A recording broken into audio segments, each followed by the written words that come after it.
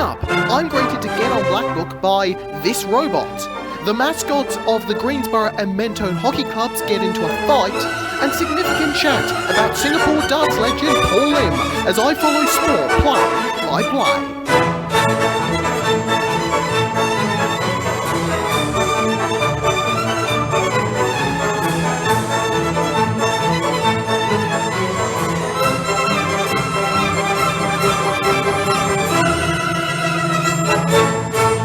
Play-by-play will be coming out on the second to last day of this month, so stay tuned for that. Yes, I know I haven't done that. The class that was supposed to happen at the time this vlog drops isn't happening, so I pushed the vlog back a day. G'day Internet, my name's Lorenzo Di-Mauro Hayes and this is Play-by-Play. Followers of this vlog will know I have been interning / shadowing at Get On Blackbook. The team there are brilliant and really kind, great people, so it's been a lot of fun to see them construct this show, which I did right through September. But before any of that, I've been greeted by this robot on the foyer of the building. What does it do? I honestly can't really tell you. I guess it's probably there to do some cleaning. It says hello every time you go near it. But it's been fun to watch. Mind you, the day before this video was released, it was not there, and nor was most of the furniture in the foyer of that building anyway, giving it a completely different look. One thing I do keep noticing when I arrive at Get On Blackbook is the white smoke coming out of all the neighbouring buildings. Did I miss some big news here? Habemus papam. Anyway, it has been interesting to see the show progress and make decisions on what to emphasise in this show. Horse racing media is mostly about previewing, finding a winner, but Get On Blackbook is a bit different. That is because the show starts with the Blinkers Off racing review segment that recaps what happened on the weekend, usually across Melbourne and Sydney, though they might try to find a horse from elsewhere. Sometimes there are mentions of a good-looking horse in Perth, or Kai-Ying Rising winning in Hong Kong as he prepares to run in the Everest in October. That gives the show a different feel. It is still about finding future winners, but it does well to recap the week we had. Some of my favourite moments have been complaining about the pace in the Mackay v Diva Stakes. I think the boys were just salty over the fact they missed Mr. Brightside over a mile second up, which is his bread and butter, and the boys trialling and failing to remember the script for sponsoring a sports bet marquee. What I've been doing is observing and asking questions. I did help out on getting the numbers right for this graphic here. Get On Blackbook airs at 6:30 PM on racing.com on Monday nights with reruns through the week, and the show is also available to watch within the Sportsbet app. It is one of 5 Get On programs, the others being the main original show entitled Get On, as well as Get On SA, Get On Now, and Get On Extra. We'll be back after this on Get On Blackbook. 5, 4, 3, 2, 1. Time to talk darts, one of my favourite things to do at large. The show on the 3rd of September 2025 discussed Luke Littler winning the Flanders Darts Trophy, his 3rd Eurotour title in Belgium. This episode is now our best viewed episode in the history of the 9 Dart podcast. Too bad the audio issues were still happening to us. Will that change by the end of this vlog? Well, you'll have to stick around to the end to find out. We were not able to record the following week, which means that what happened the following couple of Saturdays is something that can be discussed uninterrupted. I was finally able to do something after being disappointed I couldn't do it throughout the year. See episode 1, which, given the Lions documentary, was probably mute anyway. I was finally commentating the sport of field hockey. Here is how it happened and how I went about it, especially with regards to collecting notes for the day. This is Inside Industry.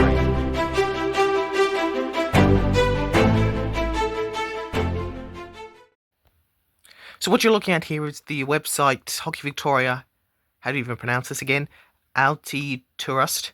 I never remember. Anyway, on this website they have all the games for all of the Hockey Victoria competitions and all the stats and everything that we have, penalty corner stats, that sort of thing, all go in here.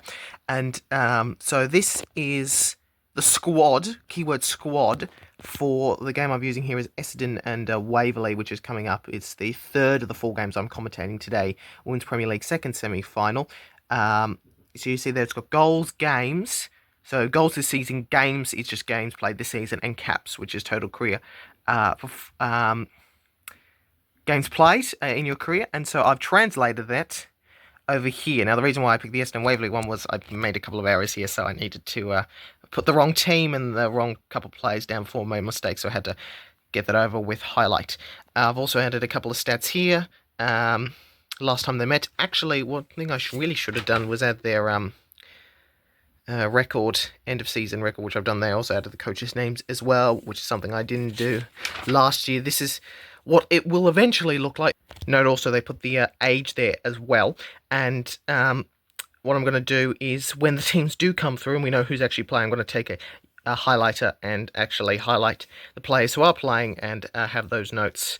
We'll note down things like their penalty corners.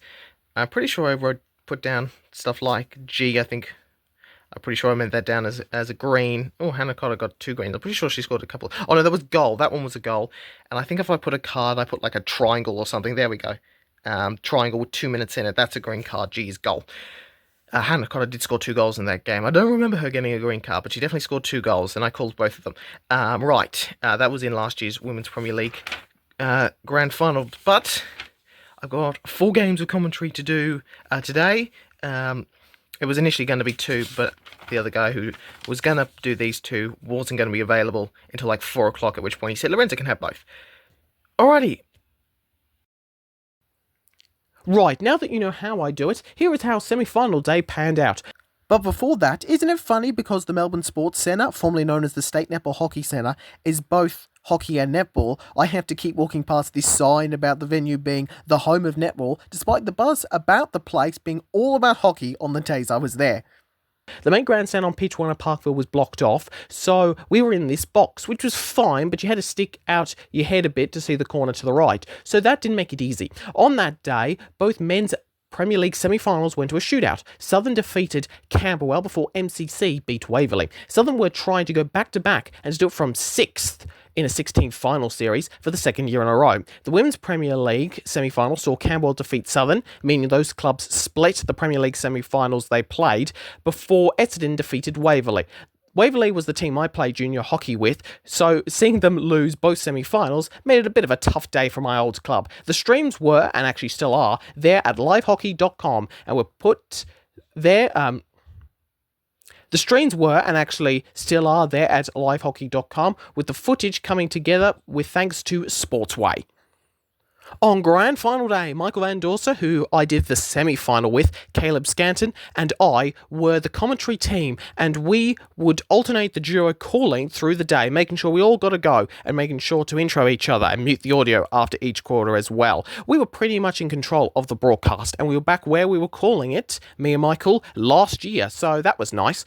I called the last 3 quarters of the first 2 games, and the 2nd and 3rd quarter of the last 2 we had. We called 4 games in total on the pitch 1 there at Parkville. We brought the listening audience through what was a brilliant Hockey Victoria Grand Final day. And what a day it was. Beautiful conditions in Melbourne for that particular Sunday.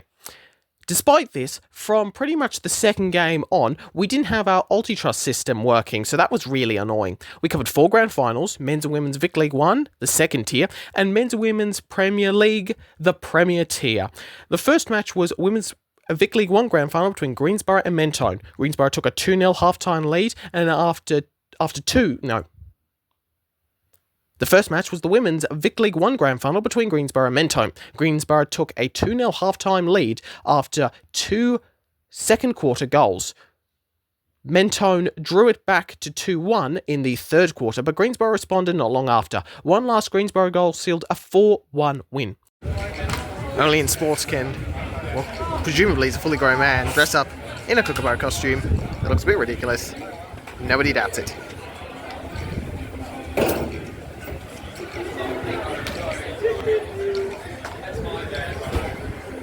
Greensborough and Mentone's men's teams met in the men's Vic League 1 grand final. Mentone made its grand final from 2nd on the ladder with a goal differential of plus 78 through the home and away season, which is a very good result.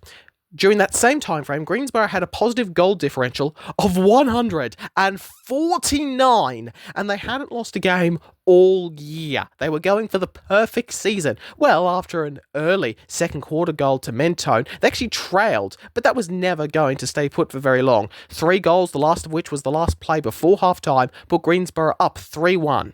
They sealed the win with 2 goals in the 4th to win 5-1 and complete the historic perfect season. Not that that was the oddest thing that happened on that day.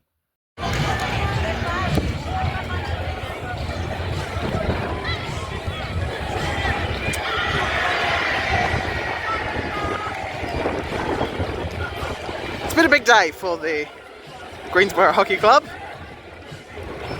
It's been a long day. I think that Greensboro mascot has ensured that this Greensboro team is still undefeated. Now the big ones, the Premier League Grand Finals. In the Women's Premier League Grand Final, Essendon scored first against Camberwell from the corner, but Camberwell levelled to make it 1-1 by half-time. With about 3 minutes left, Essendon took back the lead. Really, next 20 minutes coming up for us here. So we're getting away from one. Now ball in the circle. This is Utree on the reverse. What a score! Ash Utree puts Essendon in front. 3 minutes left, third quarter. Essendon 2 lead Camberwell 1 in the Women's Premier League Grand Final. I was happy with that. From there, Camberwell never really recovered. Ash Utree, best on ground, scored 2 goals into a vacant goal as Camberwell had pulled their goalkeeper, meaning Essendon, who lost the last 2 grand finals, won the premiership. How they let Ash Utree goal side on some of those, I have no idea. Then MCC took on Southern United for the Men's Premier League. The big story was Southern had for this match number 9, Nathan Ephraim's, brother of their captain Josh, who'd been tied up with Australian duties, but was able and eligible to play on that day. But MCC got off to a better start, and 2 second quarter goals in quick succession meant they led 2-0 at half-time.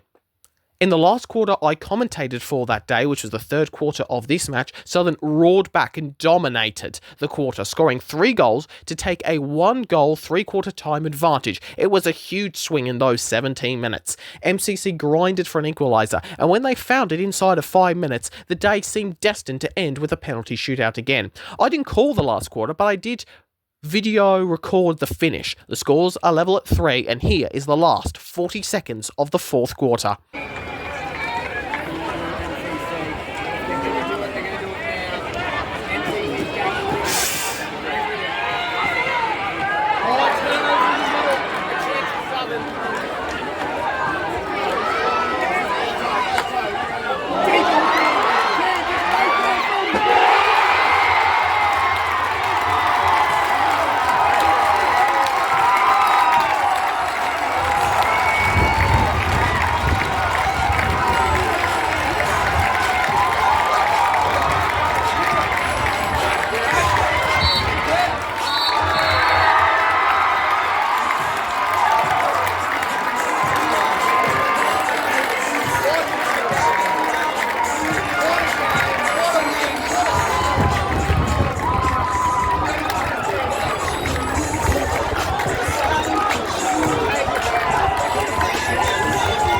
It couldn't have been any other way.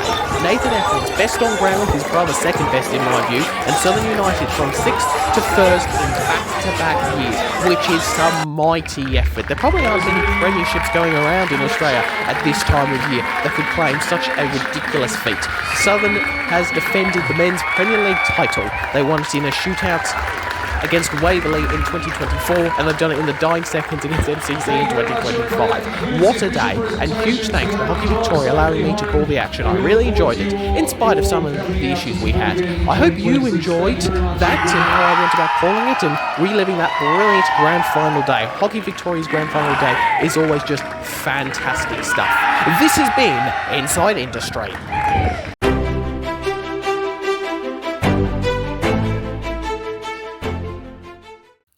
I returned to Vision Australia Radio to produce the Vision Sports Show. This is such a great stepping stone for industry, and it's a fun show to do. Making sure the audio works and getting the guests on the phone means there is a bit to do, and making sure you are following it to a T. But it's good fun, and I think I am getting better at that particular role. Make sure to check out the show in the description below, or to check us out live if you're available. The show goes from 10:30 to 11:30.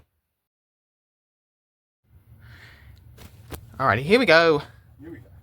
Huge show. We're starting with Limmy.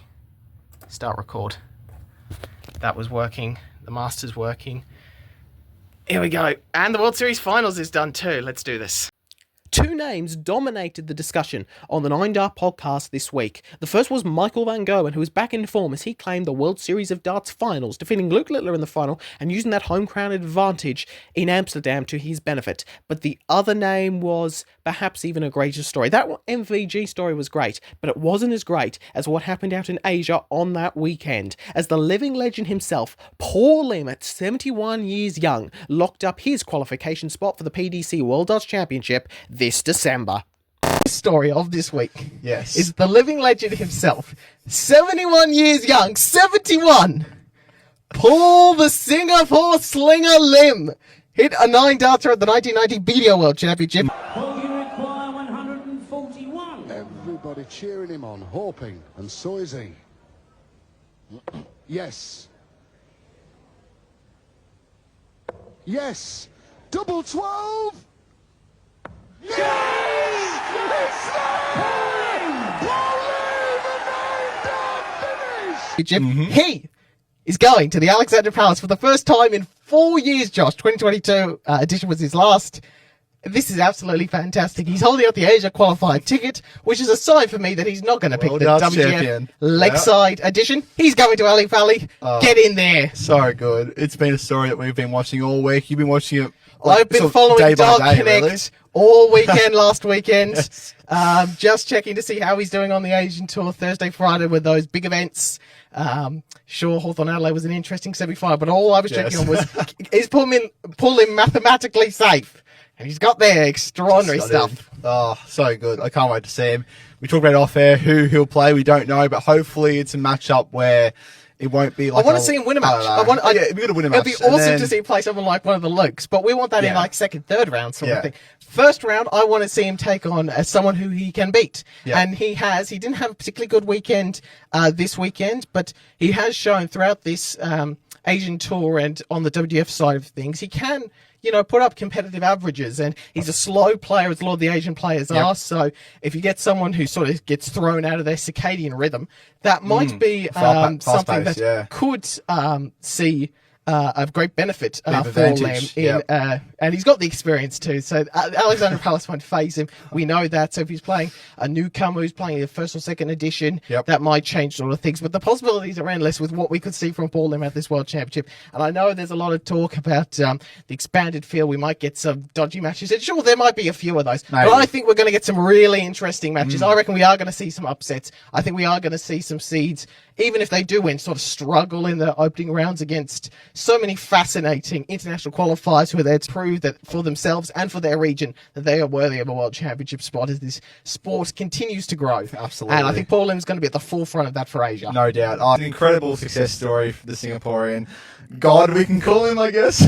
It's incredible. So we can't wait to see him at Ali Pali. It's only, 2 months? 3 months away, really. Looking forward to it. I'm looking forward to see what we can see from Paul Lim. But yeah, that was our first thoughts. Paul Lim is going to the Ali Pali, and we'll recap the Asian Championship and all that happened in Asia in the latest news. My latest article for the Australian Cricket Society went up on the 17th of September, the same day I recorded the Paul Lim focused 9-Dart podcast. I got the chance to interview Campbell Kellaway, such a brilliant up-and-coming young cricketer from Victoria. He graciously gave his time to talk about how he got involved in cricket, rising in the junior ranks, playing for Australia and Victoria. He is one who is a great chance to play for Australia, and he is very excited about his state's chances for the Sheffield Shield this summer. It is my favourite piece I've done so far. It was great to do it, and in a way, I'll be linked with Kellaway now regardless of how his career pans out. Check it out on the Australian Cricket Society's website in the description below. By the way, not long after my article went up and I had done my interview with him, this is what he did out in an Australia A versus India A tour match in the subcontinent. Yeah, he's a pretty impressive young cricketer, as is Sam Constis for a matter of fact. The one and only video I posted on YouTube this month, I thought was pretty well timed, right before the anti-racing lunatics get their predictable and wrong propaganda out there. This video serves as a debunking and calling out of the ban racing brigade. This was a video that I was a little late on releasing, mainly because I just wanted to make sure that I'd got everything right and that I was comprehensive as I wanted it to be. It probably turned more into a CPR bashing video as in terms to actually defending horse racing, which is what I might have come across if you just read the first few words of the title, but I'm still relatively happy with it. If you are interested and you haven't watched it yet, of course, a reminder that the link is down in the description below. Alright, big show today, Josh. Absolutely. We're talking a lot of Australian darts for a change. We're here to go. It's a double 16, everything's on, and we're using QuickTime because of the lip movement problems, and I want to see if QuickTime handles this any differently. I hope there's plenty of space. Alright. Alright, we're on. You're doing the social post. Yep. We're using this camera, which I was able to work out. The ISO was working on this one, and then I realised you had to press that button. I'm going to flip this around the other way. No, I don't want it that far. I'm going to have it sit like that, Josh, so sort of on an angle, but it's still actually facing the right way, and I'm still going to be able to see it. I want to see it that way, in case if the camera stops working for some reason, I can work it out. No doubt. I've been inspired by Get on Blackbook, so if you've seen this vlog and the last other vlogs, you know why. Alright, ready to go, Josh? Hello, absolutely. We're back. We're back, baby. Nico Springer, the young, promising German, claimed a Eurotour title during the week, which was a bit of a surprise that he would get a hand on such a title so quickly. And on this occasion, yes, the audio and the lip movement finally were matching. Get in there. This time, we filmed using QuickTime instead of OBS, and we scheduled it to go public at 5 PM Melbourne time. Given how well that worked, I expect us to be doing that more and more going forward. So if you are a follower of the 9 Dart podcast and you are subscribed to Extra Time, and please make sure you are if you are not right now, I would be looking out for that. About 5 PM Melbourne time on a Wednesday release. If there are any delays or anything different that we need that requires changes, check out the 9 Dart podcast on Instagram in particular, where we will be giving our updates. Josh also has a TikTok, but I'm not on that particular platform, so any updates that are posted there are all Josh, but me and Josh both have access to the 9 Dart Pod Instagram page, so if there are any updates on the podcast, you have to go there to check them out. Or at least that's the place where it's guaranteed to be there.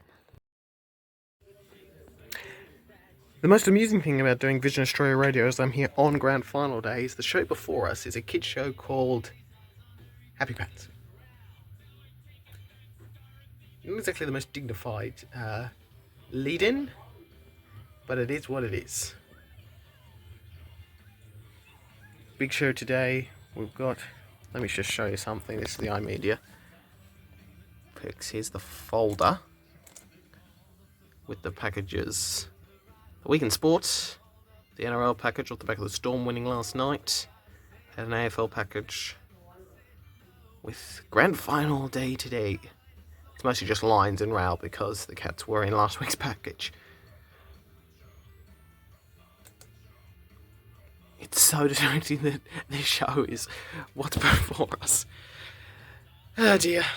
Following that iconic of lead-ins, Happy Pants, Vision Sports on the 27th was a show heavily focused on that day's grand final. The funniest moment of the day was trying to find Mike Brady's One Day in September to round out the show, and looking for it took a long time, only to have it sitting there on the screen there alongside up there Kazali. Of course, the grand final didn't go the way I wanted. I was so eager to start working on a next part of my Geelong Cats every premiership series, and I still promise that in the event of a Geelong premiership, as long as I am still basically able to do the required necessities of a video, I do intend to be publishing those videos. I was already thinking of what I would mention and different things, but unfortunately that video will never come. Congratulations, loyal viewer, you've made it to the end, pretty much, of yet another edition of Play by Play, and it's at this point in the show where I like to relax and reflect and contemplate on what's to come in the Contemplation Corner.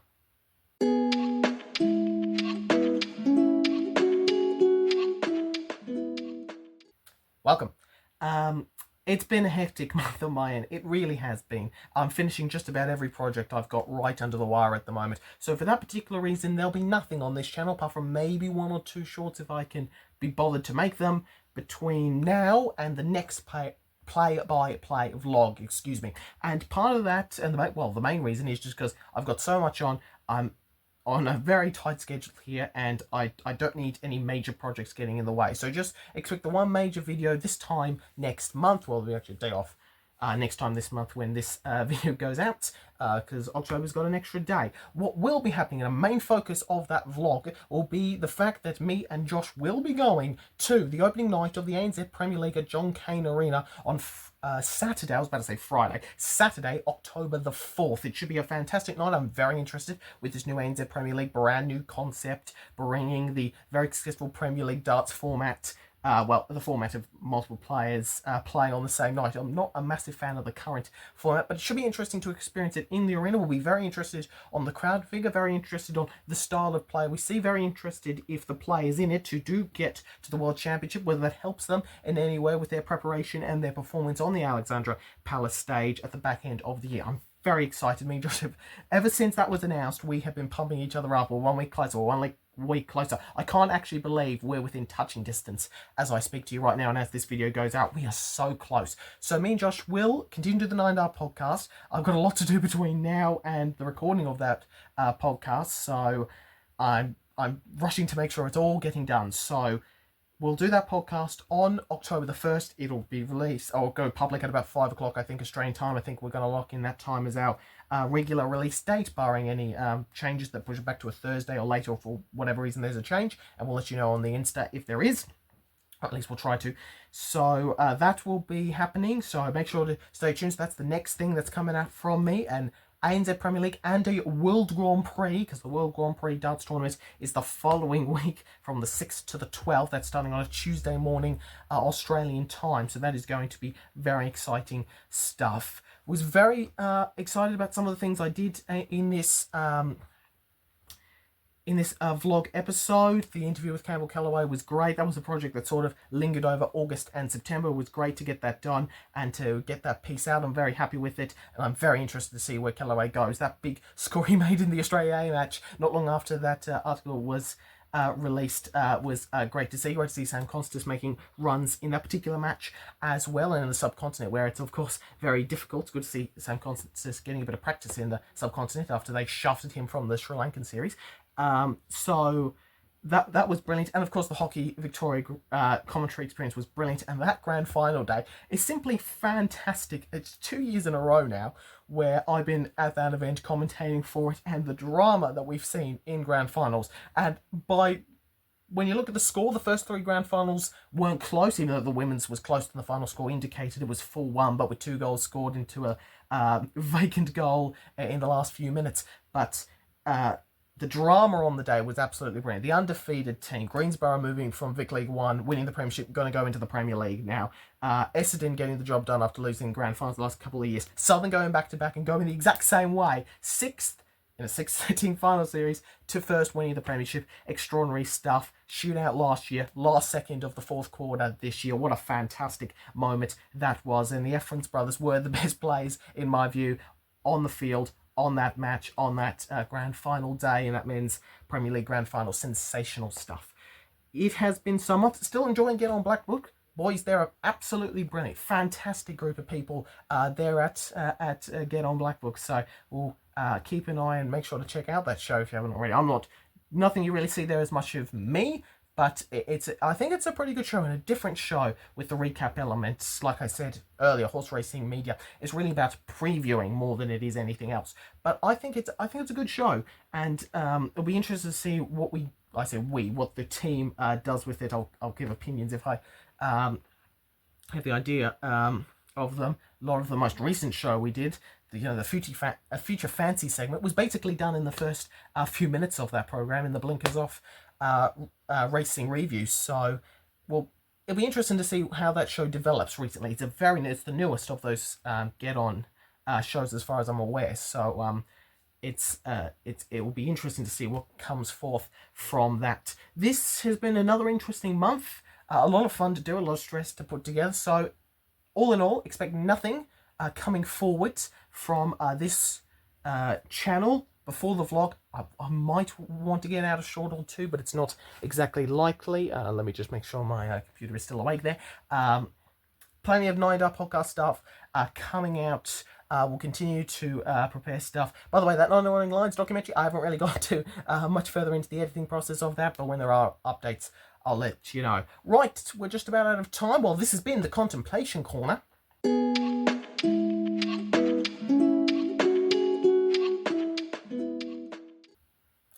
And this has been Play by Play. Thank you very much for watching. Next time, me and Josh go to the darts. Oh, it's going to be so good. I'm so much looking forward to that particular event. Make sure to check out 9 Dart Podcasts. Subscribe to this channel. Check out my other series, including The Case 4, Moment That Brilliance Of, and all of them. Read up on the articles on the Australian Cricket Society website from me if you haven't already, and the Extra Time website as well. There will be a preview coming with the ANZ Premier League as well, so stay tuned for that coming out as well. Plenty of other stuff that I probably want to mention here, but I will remember in about 10 seconds, but I'm not going to bother. Anyway, thank you very much for watching, and I'll see you in a month and a day. Good night.